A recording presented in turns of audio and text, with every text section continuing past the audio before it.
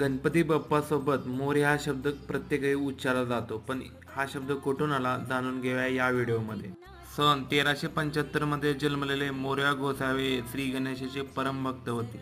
हे प्रत्येक गणेश चतुर्थीला चिंचवड पासून 95 किलोमीटर अंतरावर असलेले मोरगावच्या मयुरेश्वर गणपती मंदिरात दर्शनासाठी वयाच्या 117 वर्षापर्यंत मोरया गोसाव्यांनी नियमितपणे मयुरेश्वर मंदिरात जात राहिले, परंतु वृद्धपणामुळे त्यांना मंदिरात जाणे शक्य होईना. त्यामुळे ते नेहमी दुःखी राहत राहिले. एके दिवशी श्री गणेशाने त्यांना स्वप्नात येऊन दर्शन दिले आणि तुला उद्या स्नान करताना मी दर्शन देईल असं बोलले.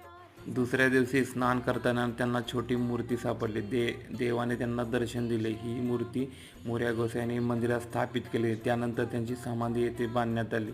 या ठिकाणी मोरया गोसावी मंदिर नावाने ओळखले जाते. गणेशासोबत यांचे मोरया गोसावी यांचे नाव अशा प्रकारे जोडले गेले. तुम्ही या मंदिरात भेट द्या की खूप सुंदर